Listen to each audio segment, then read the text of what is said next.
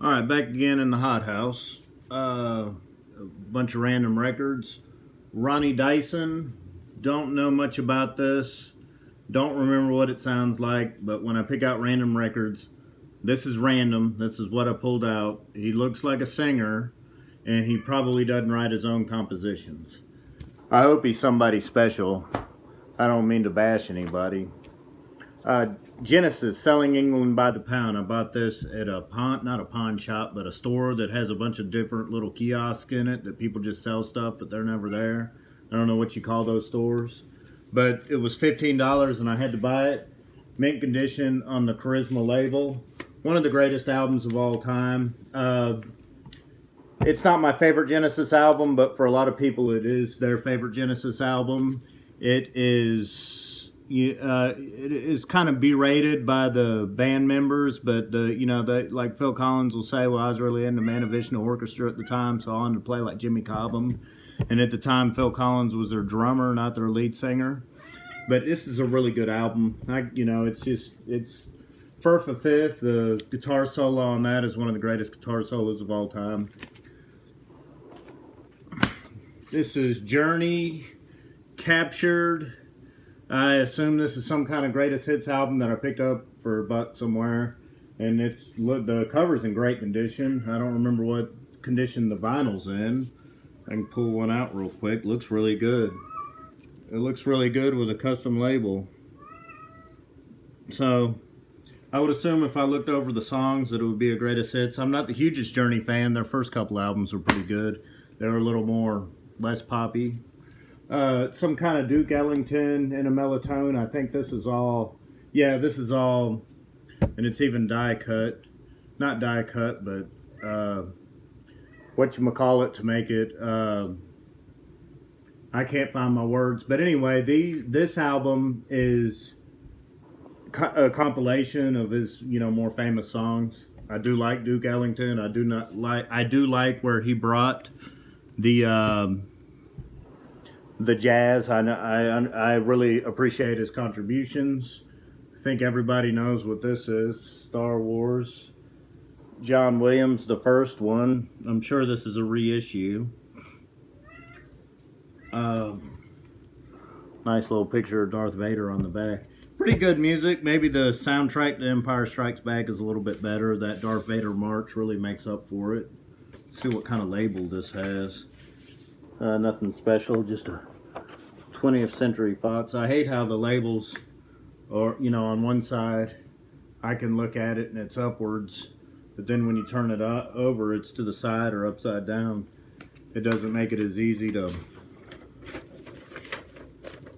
show you guys. Next is Illinois Jacquet. He's a New Orleans jazz player. This is 1979. So this is way, way back. I mean, he died in the 90s. And this has long compositions. I can't remember who plays on this. Let's see. I need a sleeve for it. It's on the Trip label.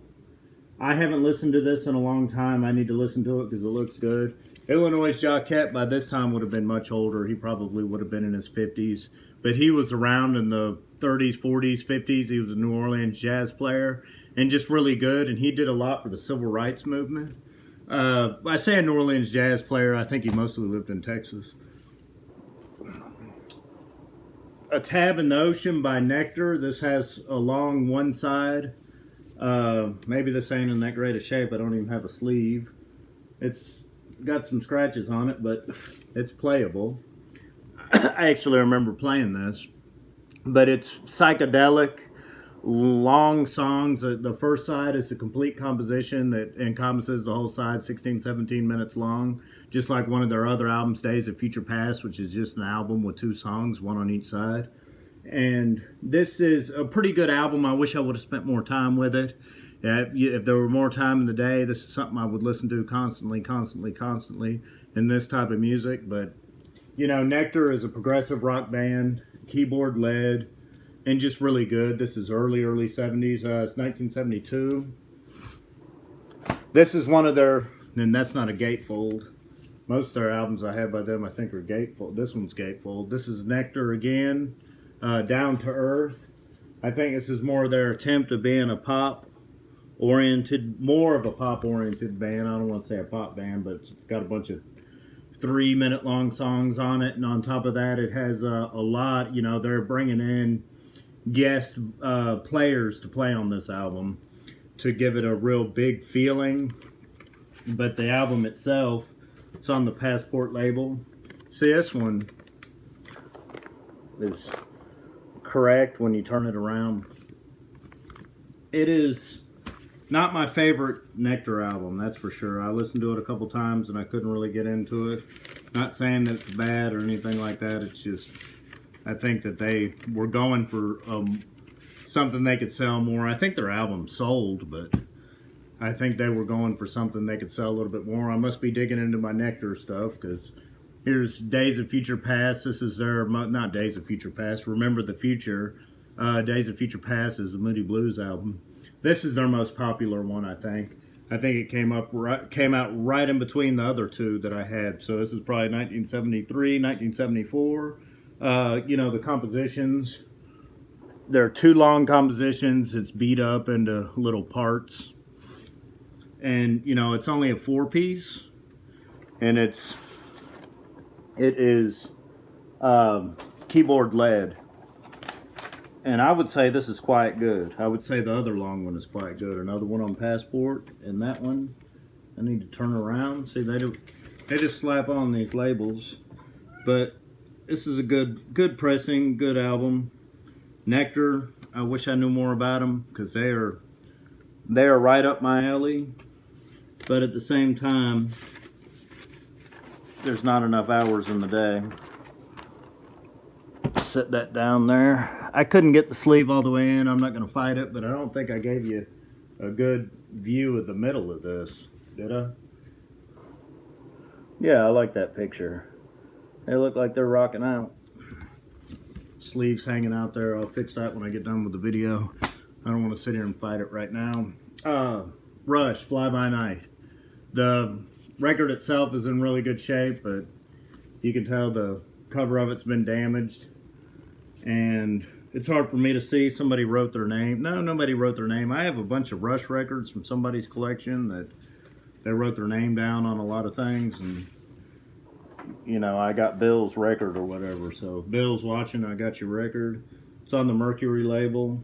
The record's in great shape. You know, it was sitting in somebody's closet for a long time and probably been moved around a bunch. But the record itself is in perfect condition. What do I think about this album? I think it's a really good album. I think it's probably one of their better albums. It's got the song Anthem on it, which is, you know, just an Ayn Rand type, you know, something that she inspired, because that's one of her books. I think that's the first song is Anthem, Best I Can Do, Beneath, Between and Behind, Bytor and the Snow Dog, probably my favorite song on this. The last 2 songs on it are really slow. Rivendell, which is a song inspired by Tolkien, The Three Rings or whatever that is, and then In the End. And those songs really drag the album down, because, you know, for the last 2 songs they're just really slow and mellow tone, and not that that's necessarily a bad thing, but it's weird to hear an album like that just kind of drags down that much towards the end. Overall, it's one of their better albums. Fly By Night, the title song, on the first song on side B, was a hit for them. Not my favorite Rush album, but it's up there. This right here is a rarity. I don't know how I even came across this. It's a London record. I'm fairly familiar with this. It's a promotional or whatever. It's got the, whatchamacallit, I could think of it if I wasn't doing a video. It's keyboard-led progressive rock. It is really good. It's a one-off album, I do believe. These guys never did another album. It sounds like it looks. Well, I mean, it's not as sexual as it looks, but it sounds like that. You can see the word touch in there. I listened to this album quite a few times. I've downloaded it. It's really good. And to have a copy of this that's in great of condition that it's in, to have found this, you know, after watching videos of people playing these albums and talking about these albums on YouTube, to have one that is in mint condition is a joy. And this is, for me, you know, I wouldn't recommend it to anybody that's not into progressive rock, but if you're into progressive rock, this album is a trip. It's a one-off album. It's an album that, I can't remember the keyboard player's name, but he's the leader, that he made, that is absolutely, positively spectacular. I think it originally came with a poster, but I don't have the poster, but I got everything else. And man, oh man, you know, you can take a flight with something like this.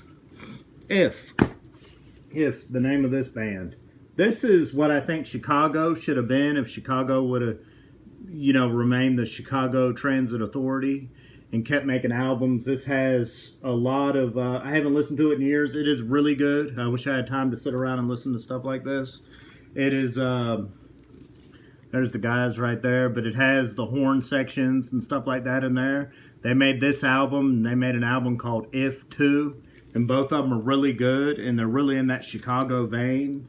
It's on the Capitol label. But, you know, if Chicago would have kept going this route, and Chicago's not a bad band. I can't remember their guitar player, but they're definitely not a bad band.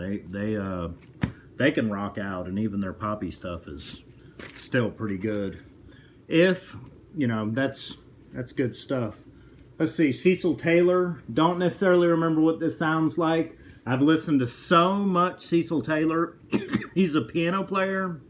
He played with his first album. I do believe this is his first album, was one that he did with John Coltrane, and it was originally called High Drive or something like that, and then they renamed it for, you know, once John Coltrane became popular, they renamed it and dubbed it a John Coltrane album.